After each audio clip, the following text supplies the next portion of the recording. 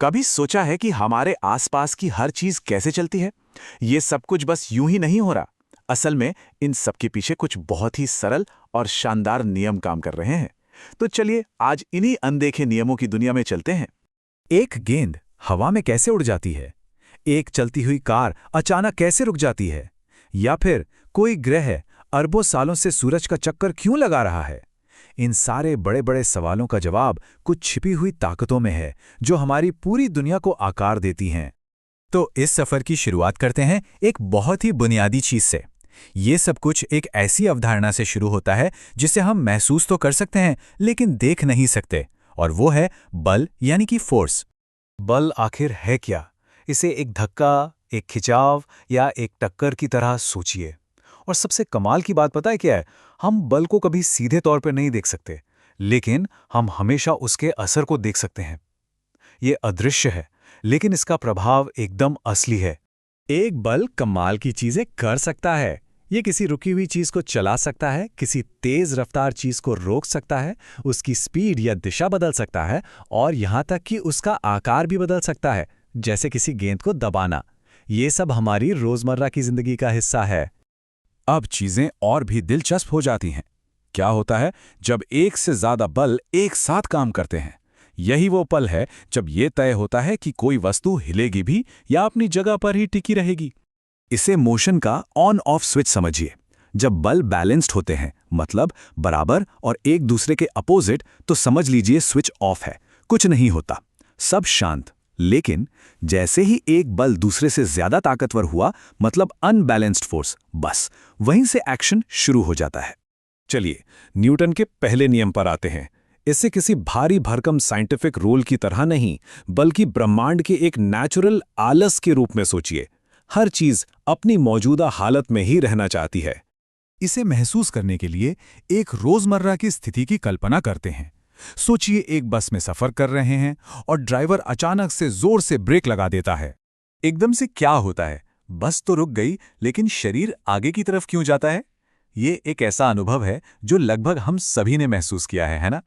इसका जवाब सिर्फ एक शब्द में है, जड़त्व, यानी इनर्शिया। यही वो अदृश्य ताकत है जो उस वक्त काम कर रही होती है।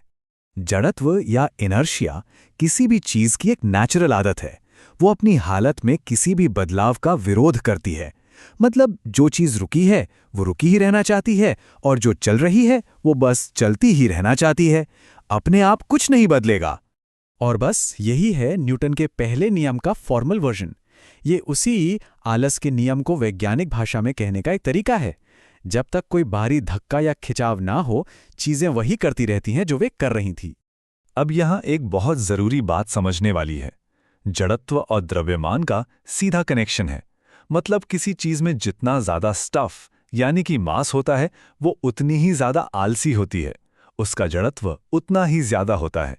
इसीलिए किताबों से भरे एक भारी बक्से को हिलाना एक खाली बक्से से कहीं ज्यादा मुश्किल होता है। अब आते हैं दूसरे नियम पर, जिसे हम गति का नुस्खा भी कह सकते हैं। यह हमें ठीक ठीक बताता है कि किसी वस्तु की गति में बदलाव कैसे लाया जाए और कितना लाया जाए। लेकिन इस नुस्खे को समझने से पहले एक और चीज जाननी जरूरी है, और वो है मोमेंटम यानी संवेग। ये किसी चीज के वजन और उसकी रफ्तार का मिला जुला असर है। सोचिए, एक तेज रफ्तार से आती क्रिकेट की गेंद का मोमेंटम एक धीरे से फेंकी गई पिंग पोंग बॉल से कहीं ज्यादा होगा। अब न्यूटन का दूसरा नियम असल में तो यही कहता है। सुनने में ये थोड़ा कॉम्प्लिकेटेड लग सकता है ना, लेकिन न्यूटन का असली कमाल यही था कि उन्होंने इस पूरी बात को एक बहुत ही छोटे और सुंदर से फॉर्मूले में समेट दिया। और वो फॉर्मूला है F बराबर ma, फोर्स बराबर मास गुना एक्सेलरेशन। ये फिजिक्स के सबसे मशहूर और ताकतवर समीकरणों में से एक है। पिछली स्लाइड की वो लंबी चौड़ी बात बस इसी छोटे से समीकरण में सिमट गई। तो इस नुस्खे में तीन चीजें हैं। F यानी फोर्स जो हम लगा रहे हैं, M है मास यानी चीज कितनी भारी है, और A है एक्सेलरेशन, मतलब उसकी स्पीड में कितना बदलाव आ रहा है। तो सीधा सा मतलब ये है कि ज्यादा फोर्स लगाएंगे तो ज्यादा एक्सेलरेशन होगा, या फिर अगर चीज हल्की होगी तब भी ज्यादा तेजी से बदलाव आएगा।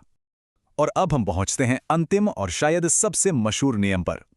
यह संतुलन का एक यूनिवर्सल नियम है, जहां कोई भी एक्शन बिना रिएक्शन के नहीं रहता। इसे हम ब्रह्मांडीय वापसी भी कह सकते हैं। नियम बहुत सीधा सा है।